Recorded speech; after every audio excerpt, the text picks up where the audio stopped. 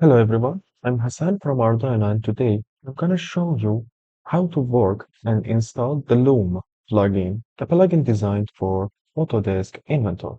First, you will receive an MSI installation file, and by running it, the plugin will be installed and a shortcut to the plugin will be created on your desktop. Before running the plugin, you should run the Inventor. After that, I will open the plugin, check for the license, and if you bought the plugin, it will be activated and ready for using. Let's check how drawing automation part of the plugin works. It first receives a sample sheet from you. I select my sample sheet. And if it's a inventor drawing file, a preview will be shown at the bottom box. Here I have my preview of the sheet. And after that, I will select my IPT and IAM files. I can select both of them simultaneously. And here you can select which of file type you want to operate on. For now, I select IPT files and I select which sheet property I want to operate on. Views, data blocks, annotation, sketches. I want to each of them adjust and manipulate based on the new files that I selected. And after all, I select create drawings. And as I select three IPT files, here three sheets is created in my template file. Let's open and check. I opened the template file and as you can see, we have our views updated for each of IPT files I've selected with the same scaling and same setting for the views in the first sheet. It's always select the first sheet. And if you have different sheet in your drawing files, it just select the first sheet and replace the views and every other information from the first sheet in your drawing file. But let's check the assembly file. In the drawing automation, I do not change any other setting, but change my file type to IAM or assembly files. And as assembly files in the inventory can have a part list, I select contain part list.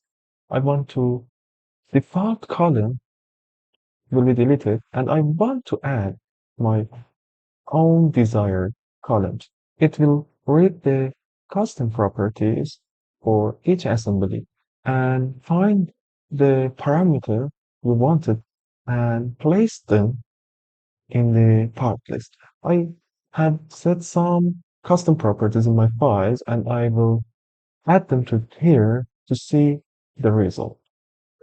I put my desired parameter and after that I select the part list level to parts only and opt for create drawings.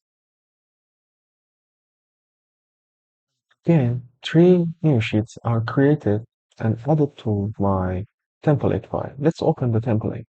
And here, for each assembly, a sheet is created, the data is connected to our assembly and is reading from it. And here you can see our part list table. If this parameter is created and defined in the custom property, it will be shown here. And as you can see, the default column are deleted.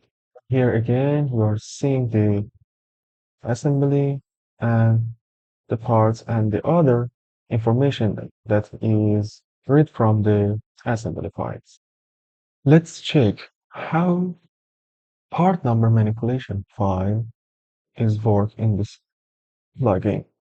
I select my desired files, I select all of these files if and assembly and IPT files here, and you can paste your directory here and press check files. They are both the same. If you paste this directory, it will search the directory for assembly and part files and open all of them.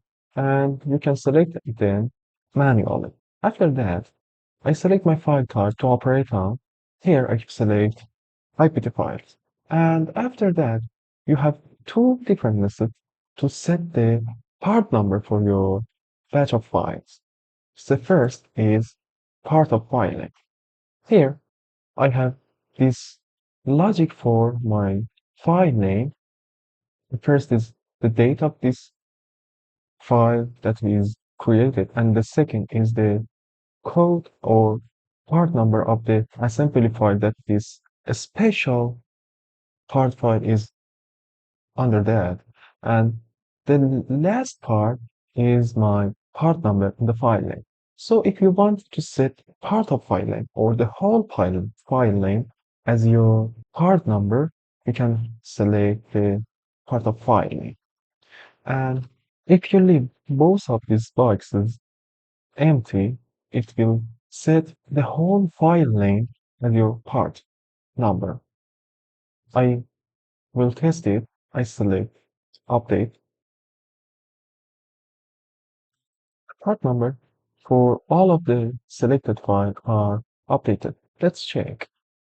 I opened some of my files, and if you check the iProperties, the whole file name is set as part number. And here you can see it again. And now I want to set just the last part of the file name as part number. So I have a certain logic for my naming the index 19 to the end of the file name is my part number. So I put 19 to end of my file name. If I want to end of file name, I should leave the box empty or input the index of the file name. I here leave the box empty. And then again, I select update. I again wanted to operate on my IPT files. And I open the iProperties to check the part number. And here we can see the last part of my file name, which is my part number, is set as file part number. And you can see this and so on. But let's go for the another method to define a new logic for your part number. You can select defining a new logic for your part number. Here I select the IAM file to check this logic on new file type and assembly files. And I imagine I have a constant part for the first part of my file name, like SHD, that is represented as sheet metals. And here I have a numbering logic, imagine 3 digits after that, that is started from 1. And again, you can have set a suffix. I leave it empty and press update. Part number property is updated for my assembly files. Let's check. Here I have my assembly files and I check the properties and the part number is set like this with the logic I defined at the define new logic in the plugin. Thank you for your time and attention. If you have any question regarding the plugin or any problem working with the plugin, let us know.